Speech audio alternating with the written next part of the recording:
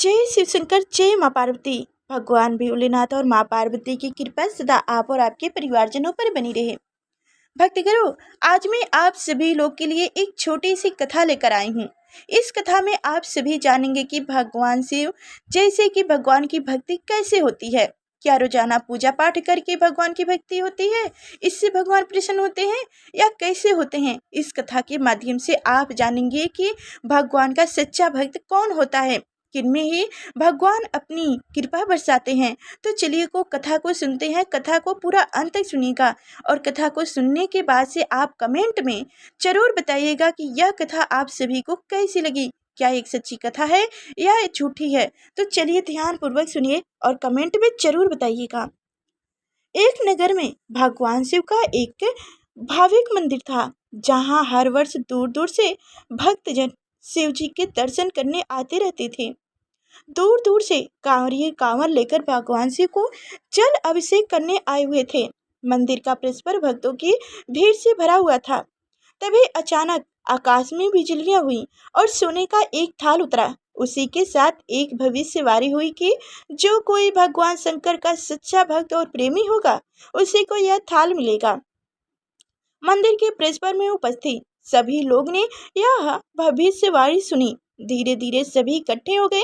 जो लोग मंदिर की व्यवस्थाएं देखते थे, उन्हें तो पूरा विश्वास था कि यह थाल हमें मिलेगा, इसलिए वो सबसे आगे जाकर खड़े हो गए। सबसे पहले एक पंडित जी आए और बोले, देखिए, मैं प्रतिदिन महादेव का अभिषेक करता हूँ। अंत मैं ही भोलेनाथ का सबसे निकट व्रती प्रेमी और भक्त हूँ, इसलिए थाल मुझे मिलनी चाहिए। इतना कहकर पंडित जी ने थाल उठाए। जैसे ही पंडित जी ने थाल उठाए, थाल पीतल का हो गया। यह देखकर पंडित जी बड़े लज्जित हुए। उन्होंने थाल यथास्थान पर रखे और वहां से निकल गए। इसी प्रकार वहां उपस्थित सभी पंडितों ने खुद को आजमाया, लेकिन शायद उनमें से कोई भी सच्चा भक्त नहीं था। उन्हें भी थाल यथास्थान पर रखकर चले जाना ही पड़ा। उसके बाद उस नगर के राजा का आगमन हुआ। राजा सबसे आगे आए और बोले, मैंने महादेव के मंदिर में बड़ी भारी दान दक्षिणा दी है, इसलिए यह थाल मुझे मिलनी चाहिए। इतना कहकर राजा सबसे आगे आए और थाल उठाए। जैसे ही राजा ने थाल उठाए, थाल तांबे का हो गया। यह देखकर राजा भी लज्जित हुए और थाल यथास्थान पर रखकर एक तरफ खड़े हो गए। उसके बाद उसी तरह एक से एक बढ़कर एक आदमी महात्मा और पधारे और थाल उठाए, लेकिन किसी के हाथ में कुछ और किसी के हाथ में कुछ हो गया, लेकिन सोने का नहीं रहा। तब लोगों को पता चला कि हम में से कोई भी महादेव का सच्चा भक्त नहीं है। उसी समय एक किसान का आगमन हुआ। वह बेचारा महीनों बाद आज मतलब सोमवार के शुभ अवसर पर शिव जी के दर्शन करने आए थे। गरीबी और गृहस्थी के बोझ तले दबा दिन रात खेतों में मेहनती मजदूरी करके अपना और अपने परिवार का गुजारा करता था। अभी रास्ते में आ ही रहा था कि कोई भिखारी मिल गया और कुछ खाने को मांगने लगा। इस किसान को दया आ गया। अपने खाने के लिए जो खाना लाया था, उसने उस भिखारी को दे दिया। थाल के बाद उससे भी सुना था थाल के बारे में उसने भी सुना था, लेकिन उसने उस ओर कोई ध्यान ही नहीं दिया। सीधा मंदिर में गया और महादेव का पूजन करके बाहर आ गया। परिक्रमा करके जाने को हुआ, तभी पीछे से एक व्यक्ति बोले, भाई, तुम ही थाल उठाकर देख लो, हो सकता है तुम ही वह सच्चे भक्त हो जिनके लिए यह थाल आया है। किसान को लगा कि व्यक्ति उनका मजाक बना रहे हैं। किसान ने हंसते हुए कहा, भाई, मैं तो कभी कोई पूजा पाठ भी नहीं करता, महीनों में कहीं एक आध बार मंदिर आ ही पाता हूँ, तो मैं कैसे सच्चा भक्त हो सकता हूँ। वह अजनबी बोले, भाई, हम तो देख चुके हैं, हमारी भक्ति दो कौड़ी की भी नहीं है। अब तुम भी अपना हाथ लगाकर देख लो, सोने का थाल मिले या ना मिले, किंतु पता चल जाएगा कि तुम्हारी भक्ति में कितनी सच्चाई है।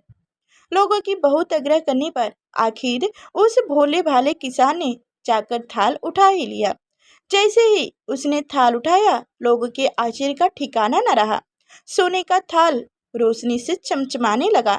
यह देख सब लोगों में खुशियों की लहर दौड़ गई। सभी लोग उनके जय जयकार लगाने लगे और पीछे छुप के पूछने लगे कि भाई, तुम ही सच्चे भक्त हो। अब हमें भी बता दो कि कैसी भक्ति करते हो जिससे महादेव तुमसे इतने प्रसन्न हैं। तो किसान बोला, भाई, मैं कोई भक्ति नहीं करता। मैं केवल दिन भर खेतों में काम करता हूँ और थोड़ा समय निकालकर जरूरतमंद लोगों की मदद करता हूँ।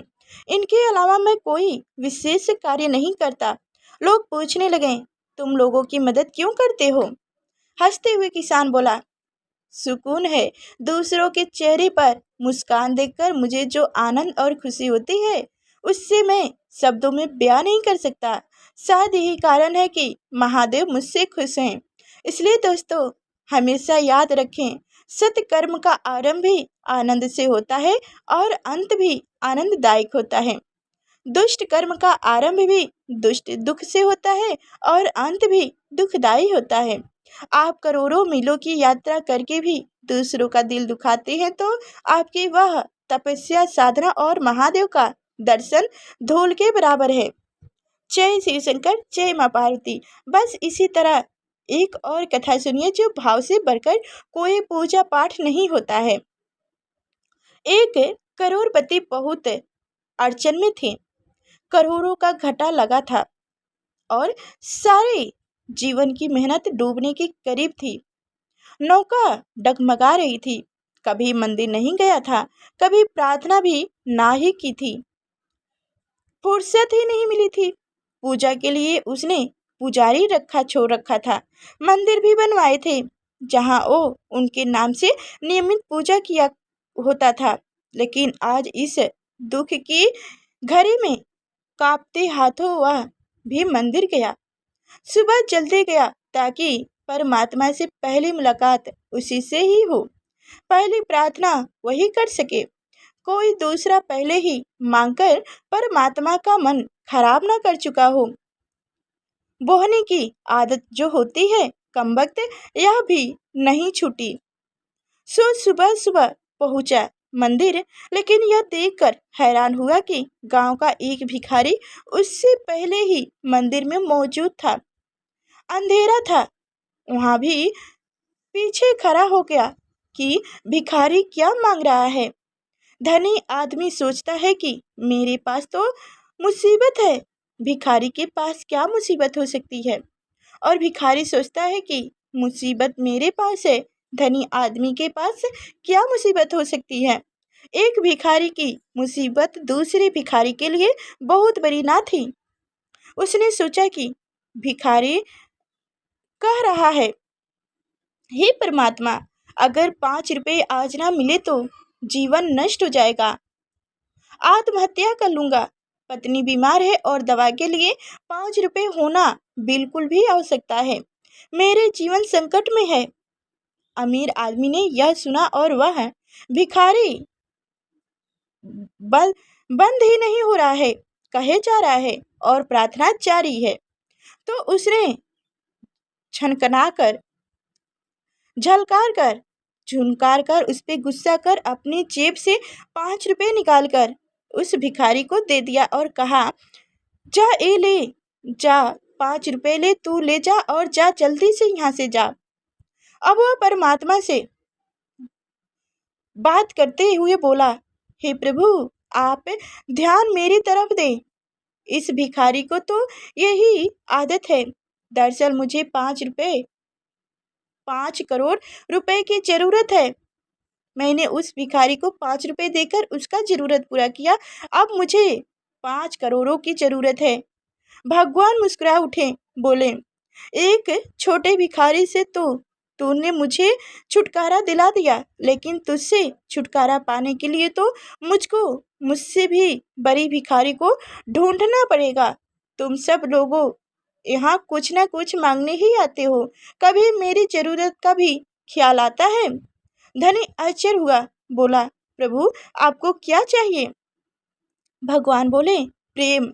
मैं भाव का भूखा हूँ। मुझे निस्वार्थ प्रेम एवं संपत्ति भक्ति प्रिय है। कभी इस भाव से मुझे तक आया करो, फिर तुम्हें कुछ मांगने की आवश्यकता ही नहीं पड़ेगी। तो क्या ये सही है कि गलत है? सभी लोग मंदिर जाते हो पर कुछ न कुछ मांगने के लिए, कभी नहीं ये सोचते हो कि भगवान के लिए भी हम लोग थोड़ा पूजा पाठ करने चलें। तो आप लोग प्रेम से दिल से भगवान से प्रार्थना कीजिए, कभी उनसे कुछ न मांगिए, अपनी निस्वार्थ है उनका पूजा कीजिए, तो ही आपको अवश्य ही हर मनोकामनाओं को पूर्ण करेंगे। तो जय शिव शंकर, जय माँ पार्वती। आप सभी एक बार कमेंट में बताइएगा कि इस कथा से आप सभी को क्या सीख मिली है, और अच्छी लगी हो तो ज़्यादा से ज़्यादा लोगों के पास शेयर कीजिएगा और लाइक कर चैनल को सब्सक्राइब कीजिएगा। ऐसे ही कथा हमारे चैनल पर सुनाई जाएगी, आप सभी लोग उसे ध्यानपूर्वक सुनते रहिएगा। फिर चलते हैं अगले नेक्स्ट वीडियो में, मिलेंगे, तब तक के लिए धन्यवाद।